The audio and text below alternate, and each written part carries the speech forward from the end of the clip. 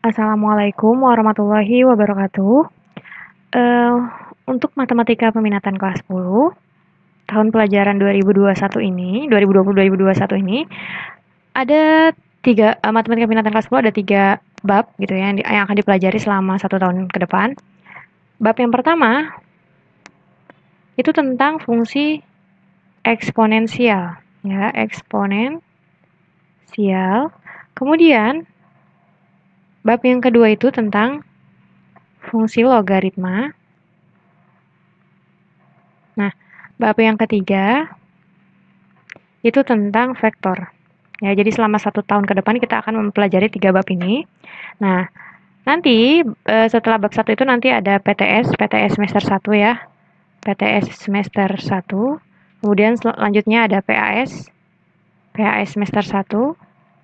Nanti di vektor ini dibagi ya, nanti dia ada 5 sub pembahasan, itu nanti kita bagi PTS sama PAT gitu ya. Jadi seperti itu. Nah, kemudian di bab 1 ini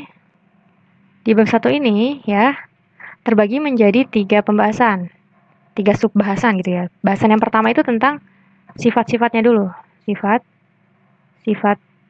eksponen atau eksponensial ya, saya tulisnya eksponen. Kemudian yang kedua itu tentang grafik fungsinya, grafik fungsi eksponensial. Nah, lalu yang terakhir itu kita akan bahas persamaan dan pertidaksamaan fungsinya.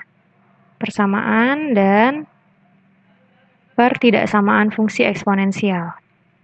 Ya, pertidaksamaan dan pertidaksamaan. Gitu aja ya, eksponensial. Oke. Kita langsung aja masuk ke materi bab 1 ya. Oke, fungsi eksponensial mungkin anak-anak sudah mempelajari materi eksponensial ini ya, sudah dipelajari di SMP kelas 9 ya, sudah dipelajari di SMP kelas 9. Oke, mungkin beberapa ada yang nggak tahu gitu ya, eksponensial tuh apa gitu. Eksponensial tuh nama lainnya adalah bilangan berpangkat ya. Jadi ini eksponensial ini nama lainnya adalah bilangan pangkat. Ya. Kadang emang di SMP itu nggak semua guru bilangnya eksponensial gitu. Ada yang bilangnya bilangan pangkat gitu. Jadi fungsi eksponensial ini sama aja dengan fungsi dari bilangan pangkat. Nah, oke. Kita akan bahas yang subbab pembahasan yang pertama dulu. Tapi sebelumnya coba perhatikan ya. Kalau saya punya, diingat-ingat kembali itu pelajaran SMP-nya. Kalau saya punya 2 dikali 2, dikali 2, dikali 2, dikali 2. Ini sama dengan berapa nih? 2-nya ada 1, 2, 3, 4, 5 kan ya? 2-nya ada 5. 2 kali 2, 4, kali 2, 8, kali 2, 16, kali 2, 32. Ya, ini kalau ditulis dalam pecahan biasa, bilangan biasa. Nah, sekarang kalau ditulis dalam bilangan berpangkat, itu kan berarti 2 pangkat ya. 2 pangkat berapa? Hitung 2-nya ada berapa? 1, 2, 3, 4, 5. 2 pangkat 5. Nah, yang inilah yang disebut nanti sebagai eksponensial. Kayak gitu ya. Atau ini bilangan. Sekarang contohnya gini ya. Misalkan kita melakukan penelitian gitu kan, penelitian terhadap bakteri gitu. Nah, pada penelitian tersebut tercatat 5 bakteri. Penelitian awal gitu. Awalnya itu ada 5 bakteri nih awalnya ya. Awal itu ada 5 bakteri. Kemudian setiap 10 menit ya, setiap 10 menit setiap 10 menit ini setiap bakteri akan menjadi 2 kali lipat gitu. Bakteri akan menjadi 2 kali lipat. Bakteri menjadi 2 kali lipat ya. Berarti gini kan, kita punya modelnya. Pada menit awal ya, menit 0, dia awalnya 5 bakteri kan. Bakteri. Kemudian pada 10 menit kedua, maksudnya pada 10 menit pertama, berarti 5 bakteri ini, setiap bakterinya masing-masing kan menjadi 2 kali lipat ya. Berarti kan sama aja dengan 5 kali 2 bakteri, seperti itu ya. Nah, kemudian pada menit berikutnya, yaitu berarti menit ke-20. Menit ke-20 itu kan berarti yang ini, 5 kali 2-nya ini menjadi 2 kali lipat lagi. Berarti 2 kalinya dari 5 kali 2 ya gitu ya. 2 kalinya 5 kali 2, atau sini sama dengan 2 kali 2 kali 5 ya. Dan seterusnya gitu, misalkan sampai menit ke-30 deh. berarti 2 kali lipat dari ini kan.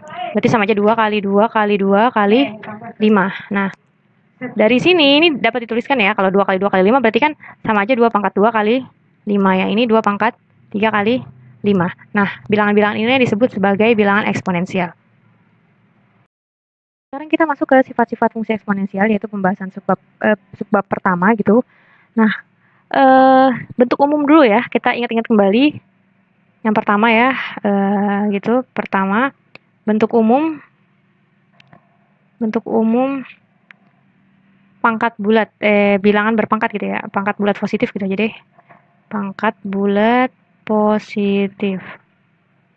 Bentuk umumnya adalah seperti ini ya. Kalau tadi kan coret-coret di sini ya, 2 kali 2 kali 2 kali 2 berarti kan 2 pangkat 4. Berarti kalau saya punya 2 kali 2 kali 2 kali bla bla bla kali 2 lagi, nah ini sebanyak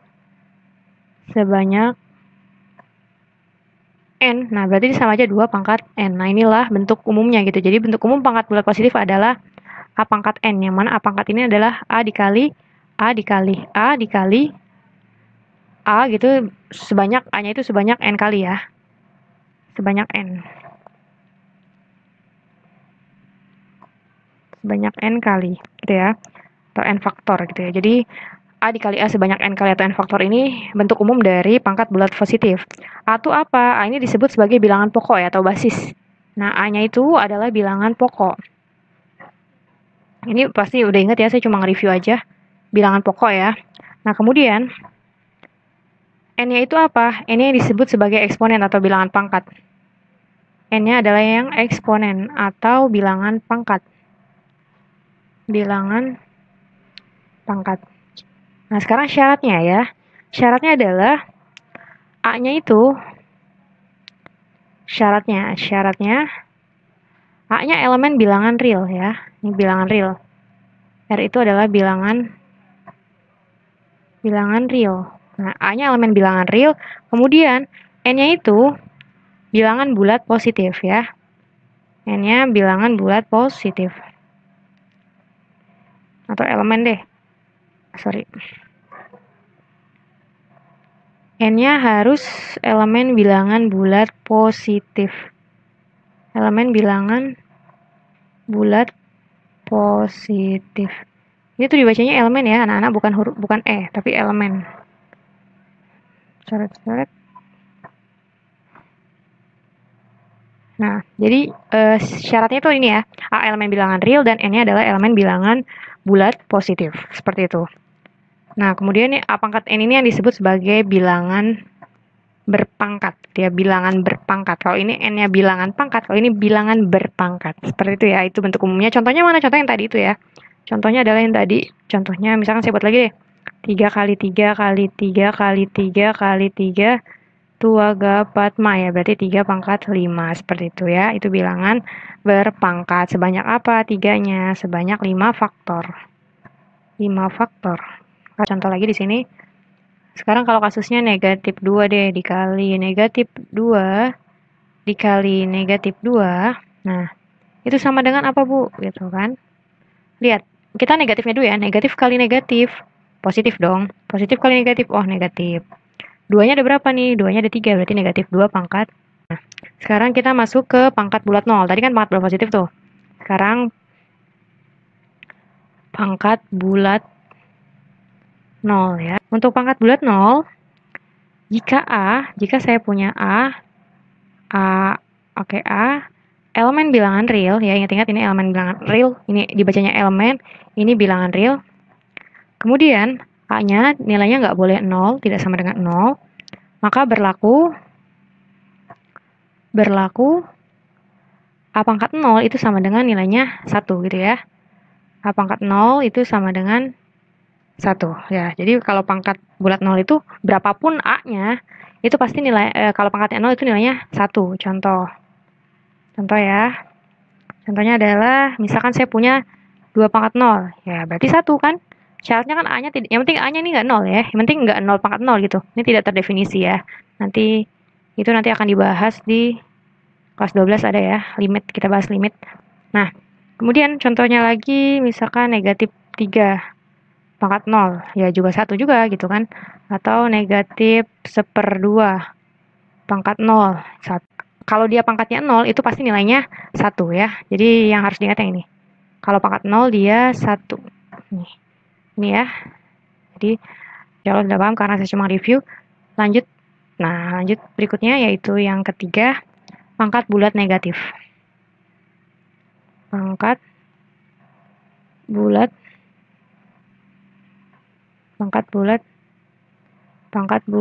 negatif. Oke, pangkat bulat negatif. Nah, untuk pangkat bulat negatif, jika saya punya A ini bilangan pokoknya, elemen bilangan real. Kemudian, A-nya ini tidak sama dengan 0. Ya, A-nya nggak boleh 0 sama seperti yang tadi. Dan saya punya N-nya adalah elemen bilangan bulat positif. N-nya bilangan bulat positif, maka berlaku A pangkat negatif N itu sama dengan 1 per A pangkat N gitu ya. Aduh, satunya terlalu jauh. Ya, 1 per A pangkat N ya. Jadi kalau saya punya A pangkat negatif N, berarti nilainya sama dengan 1 per A pangkat N. Ya, ini yang perlu diingat-ingat. Ini dia. Oke, contohnya. Contohnya saya punya 2 pangkat negatif 3. 2 pangkat negatif 3. 2 pangkat negatif 3. N-nya berarti kan 3 kan? Berarti sama dengan 1 per A pangkat 3. Oh, kok A sih? A-nya kan itu 2 ya. A-nya 2. 1 per 2 pangkat 3. Kok bisa? Ya dari rumus yang ini. Jadi coba diperhatikan ya. Dari 2 pangkat negatif 3 ini, berarti kan kita punya A-nya 2 gitu kan. N-nya 3. Maka ketika dibentuk jadi kayak gini. 1 per 2 pangkat 3. Atau gini aja deh. Cara gampangnya itu, kalau pangkatnya negatif, dia berubah jadi pecahan. Kemudian bilangan berpangkatnya ini pindah ke bawah. Yang tadinya pangkatnya negatif berubah jadi pangkatnya positif. Kayak gitu ya. Kalau saya punya 2 pangkat 3.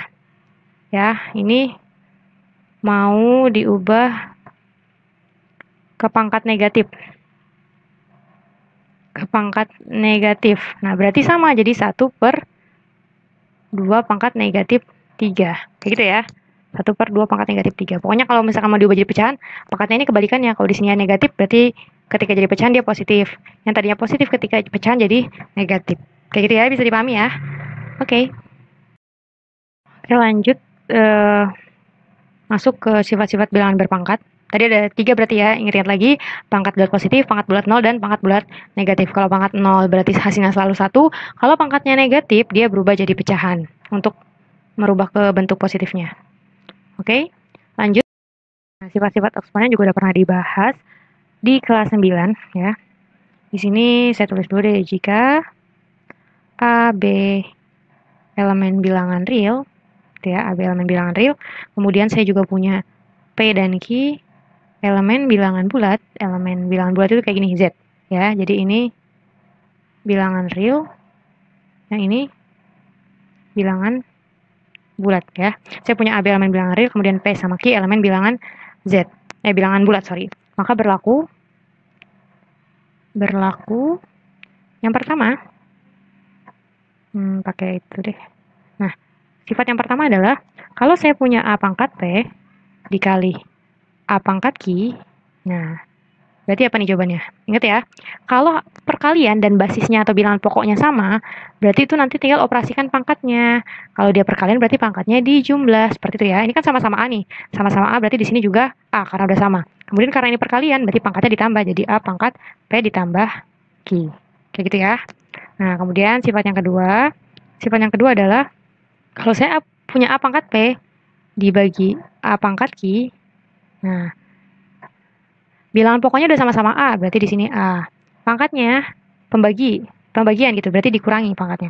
P dikurangi Q ya. Jadi kalau perkalian itu ditambah, kalau pembagian itu dikurangi.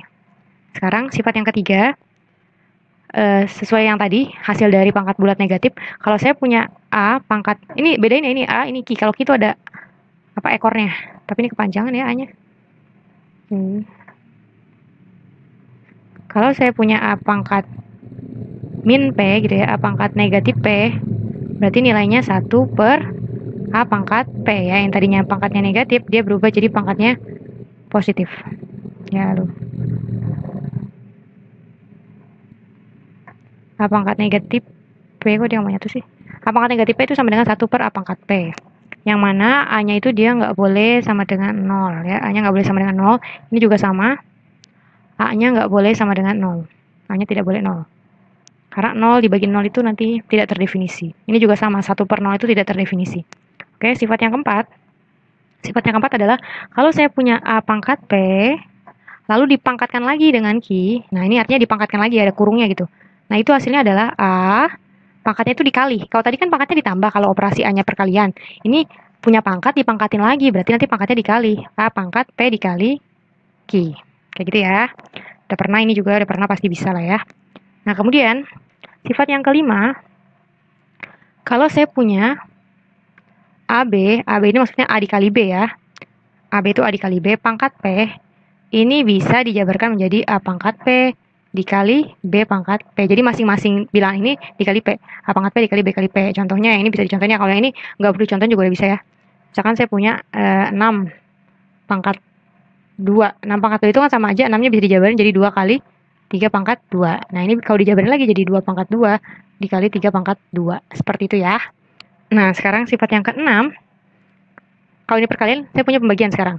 Kalau saya punya A dibagi B atau A per B pangkat P, nah ini juga bisa dipisah jadi A pangkat P per B pangkat P. Gitu ya, jadi ini sifat-sifatnya. Kemudian ini syaratnya B-nya nggak boleh 0. Karena tadi ya, pembagi itu tidak boleh 0. Karena kalau 1 per 0 itu tidak terdefinisi. Nanti akan dipelajari di materi limit.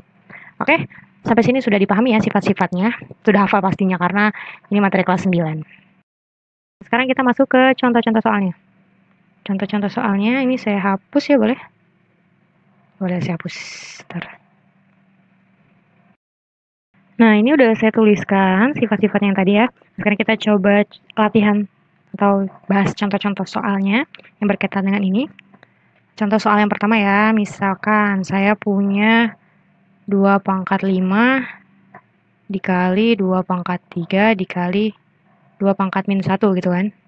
Nah, 2 pangkat 5 dikali 2 pangkat 3 dikali 2 pangkat min 1. Nah, cara kerjanya gimana? Lihat dulu bilangan pokoknya. Ini 2, ini 2, ini juga 2. Sama kan otomatis semuanya. Berarti bisa langsung kita tulis nih bilangan pokoknya 2. Karena ini perkalian, berarti tadi kalau perkalian pangkatnya dijumlah. Berarti ini dijumlah 5, tulis. Karena perkalian berarti dijumlah ditambah 3. Karena perkalian dijumlah berarti ditambah negatif 1. Sama dengan 2 pangkat 5 tambah 3, 8. 8 kurangi 1, 7. 2 pangkat 7. Kayak gitu ya. Atau contoh berikutnya, kalau saya punya misalkan 3D ya, 3 pangkat 7 dikali 9 pangkat 2 dibagi 9 pangkat 5 sama dengan gitu kan. Sekarang lihat bilangan pokoknya berapa, yang ini 3, yang ini 9, yang ini 9. Berarti belum bisa dikerjain nih, kenapa belum bisa gitu kan. Karena ini beda-beda bilangan pokoknya. Bilangan pokok terkecil adalah 3, ini terkecil ya. Terkecil 3. Nah, ini juga sama karena ini terkecil. Coba kita lihat 9 bisa nggak dibentuk ke 3? Ternyata bisa. 9 itu sama dengan 3 kali 3 atau 9 sama dengan 3 pangkat 2 gitu ya. Ini juga sama, 9 itu sama dengan 3 pangkat 2. Nah, maka dari situ kita bisa tuliskan. Kita bisa ubah yang ini jadi 3 pangkat 7. Ini kan perkalian nih, dikali 9 ini sama dengan 3 pangkat 2. Berarti kita punya 9-nya kita ubah jadi 3 pangkat 2. Kemudian kan 9-nya pangkat 2, berarti sini pangkat lagi 2. Bisa ya? Kemudian dibagi 9-nya berapa? 9 itu 3 pangkat 2, berarti 3 pangkat 2, tapi dipangkatkan lagi 5. Gitu ya. Berarti di sini sama dengan 3 pangkat 7 dikali, lihat yang ini. Berarti ini pakai sifat yang ini ya. Suatu pangkat dipangkatkan lagi. A pangkat P dipangkatkan Q, jadinya pangkatnya dikali. Ini 3 pangkat 2 dipangkatkan lagi 2, berarti pangkatnya dikali. Jadi 3 pangkat 2 kali 2, 4. Gitu ya. Dibagi 3, 2 kali 5, 10. Jadi kalau ada kurung ini atau dipangkatkan lagi tuh pangkatnya tinggal dikali. Berarti di sini bisa diselesaikan. Karena bilangan pokoknya udah sama-sama 3, berarti cuma ada angka 3 di depan. Kita tinggal operasikan pangkatnya. Karena ini perkalian, berarti pangkatnya ditambah. 7 tambah 4. Nah, kemudian habis perkalian pembagian, berarti pangkatnya dikurang. Dikurangi berapa nih? 10. Nah, berarti 7 tambah 4 itu 11 ya. 11 dikurangi 10, 1, berarti 3 pangkat Ini deh saya tulis 3 pangkat 11 dikurangi 10. Atau sama dengan 3 pangkat 1 sama dengan 3. Itu ya, jadi kalau pangkat 1 langsung aja tulis 3. Bisa dipahami ya. Nah, sekarang contoh berikutnya tadi kita berarti udah pakai sifat yang mana aja nih? Yang ini kita udah pakai, ini juga udah pakai. Kemudian yang ini udah pakai ya. Yang ini belum ya. Ini 3 ini belum ya. Oke, saya bikin soalnya. Yang ketiga misalkan saya punya 3/4 pangkat 2 gitu. Sama dengan apa gitu. Berarti ini sama dengan 3 pangkat 2 dibagi dengan 4 pangkat 2. 3 pangkat 2 berapa? 9. 4 pangkat 2, 16. Berarti 9/16. Kayak gitu ya. Nah, ini pakai sifat yang mana nih? Ini pakai sifat yang ini nih, yang terakhir ya. Pakai sifat yang terakhir. Kenapa pakai sifat yang ini? Ketika saya punya pembagian, kemudian dipangkatkan, maka itu tinggal masing-masing pembilang dan penyebutnya dipangkatkan. Jadi kalau 3/4 pangkat 2 itu sama aja 3 pangkat 2 dibagi dengan 4 pangkat 2. 3 pangkat 2 dibagi 4 pangkat 2. Gitu ya. Nah, contoh berikutnya yang ini misalkan sama halnya kalau saya punya berapa ya? 5 deh, 5. 5 dikali 3 pangkat 9. Nah, berarti sama aja 5 pangkat 9 dikali 3 pangkat 9. Ini contoh yang ini. Terus contoh terakhir yang ini ya. Ya ini sebenarnya ada di sini sih ya. Misalkan saya punya 2 pangkat min 2. 2 pangkat min 2 dikali deh. Dikali 2 pangkat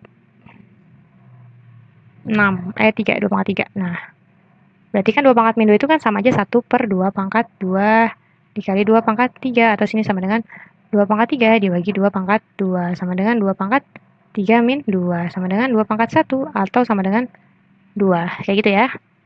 Sebenarnya langsung aja juga bisa min 2 tambah 3 itu kan. Min 2 tambah 3 itu kan 1. Berarti 2 pangkat 1. Kayak gitu ya. Oke, sampai di sini sudah bisa dipahami ya teman-teman, adik-adik semuanya. Ini masih materi dasar kelas 10, jadi pasti masih ingat. Saya kasih contoh soal, 2 contoh soal lagi ya yang mengandung variabel. Misalkan saya punya, contoh soal yang pertama saya punya